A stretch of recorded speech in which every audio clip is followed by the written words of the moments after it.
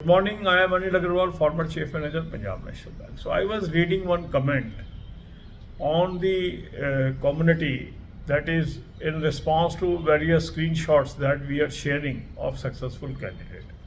Now one of the candidate reported, sir, I am already working as clerk in IBPS RRB. I am selected under IBPS clerk also, and I am in reserve list of IBPS PO. Reading this comment, one of the fellow commented that screenshot is available on this video कि such type of people are wasting the vacancies.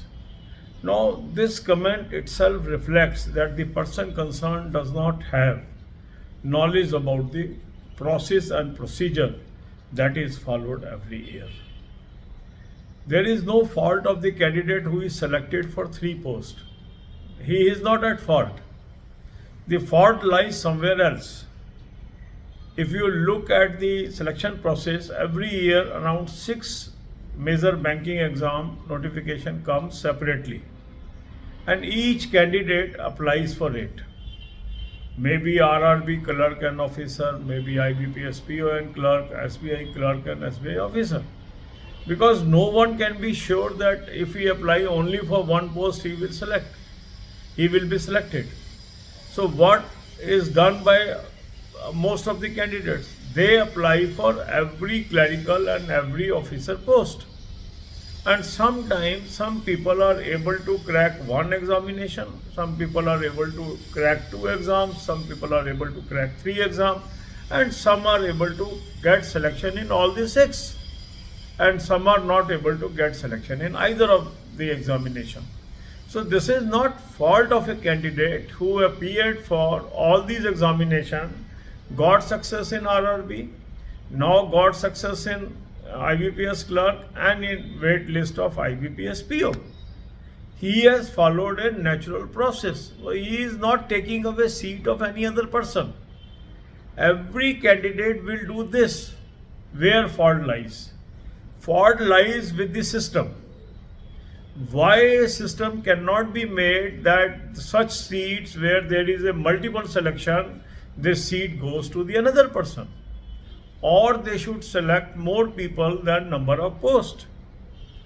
This year, although they indicated that there will be post preference and the post preference will take care of this problem, but ultimately IBPS has not implemented. So my suggestion to each one of you is you should write to the IBPS for devising such a system which can help more and more candidates to get selection despite multiple notifications.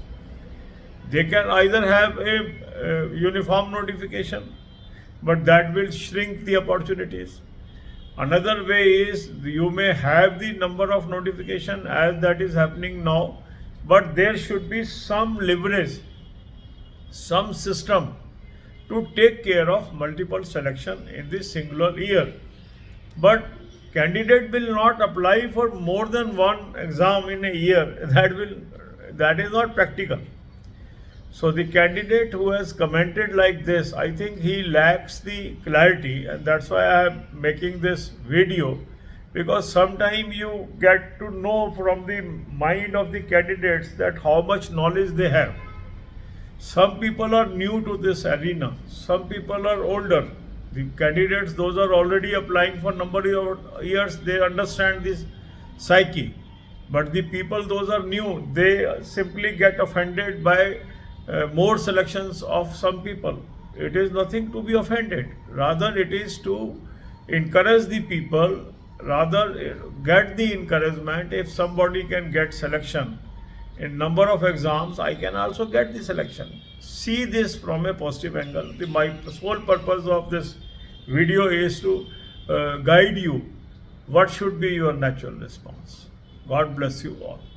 अब यही बातें हम हिंदी में करेंगे. आज मैं एक comment पढ़ रहा था जिसमें जो सिलेक्टेड कैंडिडेट्स हैं उनकी कुछ स्क्रीनशॉट हम आपके साथ शेयर कर रहे हैं.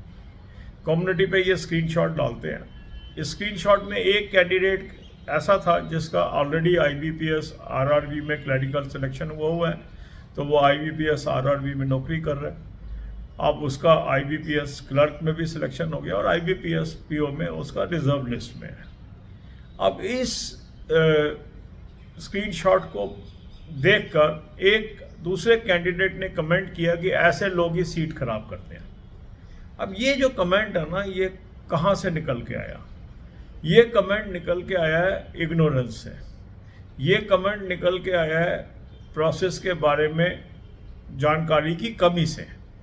ऐसा नहीं है कि ये व्यक्ति किसी को हिट करना चाहता है, पर ऐसा लगता है कि ये व्यक्ति खुद ही मासूम है, इसको प्रोसीजर के बारे में जानकारी नहीं है। और इसीलिए मैं ये वीडियो बना रहा हूँ ताकि अधिकांश लोगों को सिस्टम का पता लग जाए। देखो, हर साल क्या होता है, 6 नोटिफिकेशन बैंकिंग के आते हैं। IBPS RRB officer clerk, IBPS PO clerk, SBI clerk और SBI PO।